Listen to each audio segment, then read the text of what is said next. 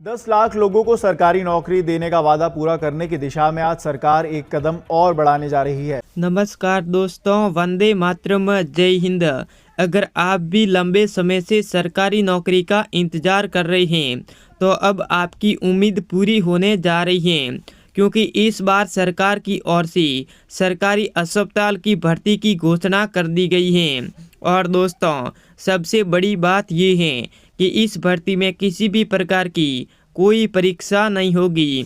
जी हाँ दोस्तों, बिना परीक्षा, बिना इंटरव्यू, सीधे आवेदन और सीधे चयन का सुनहरा मौका। तो दोस्तों सुनिए, ये मौका उन लोगों के लिए है जो स्थायी नौकरी चाहते हैं, जो अपने परिवार को सुरक्षित भविष्य देना चाहते हैं और जो लोगों की सेवा करके समाज में सम्मान पाना चाहते हैं। क्योंकि इस बार सरकारी अस्पतालों में बड़ी संख्या में पद खोले गए हैं ताकि देश के हर जिले, हर शहर में स्वास्थ्य सेवाएं और मजबूत हो सके। तो दोस्तों सोचिए, सरकारी अस्पताल में काम करने का मौका, जहां हर दिन किसी की मदद करने का मौका मिलता है, किसी की जिंदगी बचाने में आप योगदान देते हैं और साथ ही हर महीने पक्की सरकारी सैलरी भी मिलती है। ये नौकरी सिर्फ रोजगार नहीं है, ये समाज की सेवा का सम्मान है। आपको भी नौकरी चाहिए तो दोस्तों आपको इस सरकारी अस्पताल भर्ती में जल्दी से फॉर्म भरा लेना होगा। तो दोस्तों, इस भर्ती में चयनित उम्मीदवारों को हर महीने पूरे 17,000 रुपये की सैलरी दी जाएगी। जी हाँ दोस्तों, 17,000 महीना। और इसके साथ सरकारी भत्ते, पेंशन योजना, चिकित्सा लाभ और परिवार के लिए बीमा सुविधा भी मिलेगी। यानी एक सुरक्षित जीवन, एक सम्मानित पद और एक शानदार भविष्य। सरकार चाहती है कि इस बार भर्ती प्रक्रिया पारदर्शी और आसान रही ताकि हर जरूरतमंद व्यक्ति तक ये मौका पहुँचे। किसी भी प्रकार की कोई परीक्षा नहीं रखी गई है, न कोई कोचिंग की ज़रूरत, न कोई इंटरव्यू की ज़रूरत। बस दोस्तों आपको आवेदन करना है। आपको आवेदन के लिए कौन कौन से दस्तावेज चाहिए होगा और दोस्तों इस भर्ती में अलग अलग पदों पर कितनी सैलरी मिलेगी, उनकी संपूर्ण जानकारी ऑफिशियल वेबसाइट पर जाकर जान लेते हैं। तो दोस्तों, मैं सरकार की ऑफिशियल वेबसाइट पर आ चुका हूँ। इधर आप देख सकते हैं विभाग का नाम, यानी दोस्तों विभाग का नाम है वो स्वास्थ्य एवं परिवार कल्याण मंत्रालय द्वारा इस सरकारी हॉस्पिटल की भर्ती को चलाया गया है।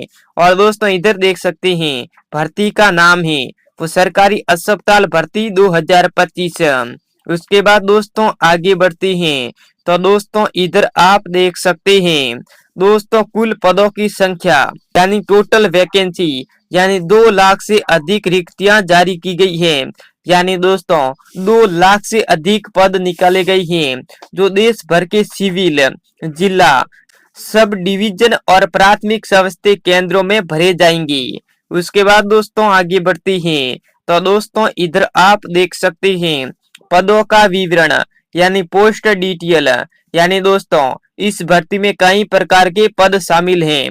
कुछ एक पद हैं वो दोस्तों आपको बता देता हूँ। तो दोस्तों सबसे पहला पद है वो है नर्स, यानी आप नर्स में भी नौकरी पा सकते हैं यदि आप एक महिला हैं। उसके बाद दोस्तों स्टाफ नर्स, हेल्थ असिस्टेंट, उसके बाद दोस्तों मेडिकल अटेंडेंट, उसके बाद क्लर्क रिकॉर्ड कीपर, उसके बाद ward boy, pharmacist, lab technician, x-ray assistant, health supervisor, data entry operator. यानी दोस्तों ये 10 पद हैं वो दोस्तों इधर देख सकते हैं। उसके बाद राज्यवार पदों की संख्या है वो अलग अलग होगी, यानी अपने राज्य के हिसाब से अलग अलग पद निकाले गए हैं। कुल 2 लाख पद खाली हैं। आपको जल्दी से फॉर्म भर लेना चाहिए। उसके बाद दोस्तों इधर आप देख सकते हैं वेतनमान, यानी दोस्तों सैलरी, आपको हर महीने सैलरी है वो आपको कितनी दी जाएगी। तो दोस्तों इस भर्ती में चयनित उम्मीदवारों को पद के अनुसार 45,000 रुपए से लगाकर 75,000 रुपए की सैलरी मिलेगी। यानी जो पद में आप नौकरी लेंगे उस पद के अनुसार, उस काम के अनुसार आपको सैलरी दी जाएगी। उसके बाद दोस्तों नर्सिंग, टेक्निकल और सुपरवाइजर पदों पर उच्च वेतन मिलेगा। यानी दोस्तों आप नर्सिंग में नौकरी लेंगी, यानी नर्सिंग पद में। उसके बाद टेक्निकल और सुपरवाइजर पद हैं, उसमें आपको ज्यादा लाभ मिलेगा, यानी दोस्तों उसमें आपको ज्यादा सैलरी मिलेगी। उसके बाद दोस्तों आगे बढ़ते हैं, तो दोस्तों इधर आप देख सकते हैं शैक्षणिक योग्यता, यानी दोस्तों आपकी शैक्षणिक योग्यता क्या होनी चाहिए। तो दोस्तों इधर देख सकते हैं नर्सिंग पदों के लिए, यानी आप नर्सिंग पद में नौकरी चाहिए, तो दोस्तों इसमें नर्सिंग डिप्लोमा या फिर दोस्तों GNM या फिर दोस्तों BSc नर्सिंग, इस प्रकार से आप नर्सिंग पद में नौकरी लेंगे। तो ये आपने 12वीं से ज्यादा पढ़ाई की है तो आप नर्सिंग पद में भी नौकरी ले सकते हैं। उसके बाद दोस्तों तकनीकी पदों के लिए, यदि आप तकनीकी पदों के लिए नौकरी लेंगे तो दोस्तों 5वीं से लगाकर 12वीं पास हैं वो दोस्तों तकनीकी पदों के लिए आवेदन कर सकते हैं। उसके बाद दोस्तों क्लर्क और अन्य पद के लिए हैं वो दोस्तों 10वीं और 12वीं पास है या फिर ग्रेजुएशन, यानी दोस्तों आपने 5वीं से 12वीं पास की है तो दोस्तों आप इजीली पद में नौकरी ले सकते हैं, सिर्फ दोस्तों नर्सिंग पदों को छोड़कर। उसके बाद दोस्तों हर पद की योग्यता अलग अलग निर्धारित है, नोटिफिकेशन देखना आवश्यक है, यानी दोस्तों आपको जो सरकार की ऑफिशियल वेबसाइट है, यानी दोस्तों जो अस्पताल की ऑफिशियल वेबसाइट है वहीं पर आपको नोटिफिकेशन देखना पड़ेगा कि दोस्तों अलग अलग योग्यता क्या रखी गई है। उसके बाद दोस्तों इधर आप देख सकते हैं कि आयु सीमा यानी एज लिमिट क्या है। तो दोस्तों न्यूनतम आयु है वो 18 वर्ष न्यूनतम आयु रखी गई है और दोस्तों अधिकतम आयु है वो 40 वर्ष अधिकतम आयु रखी गई है। लेकिन आप SC ST से आते हैं तो दोस्तों आपको आयु में भी छूट मिलेगी।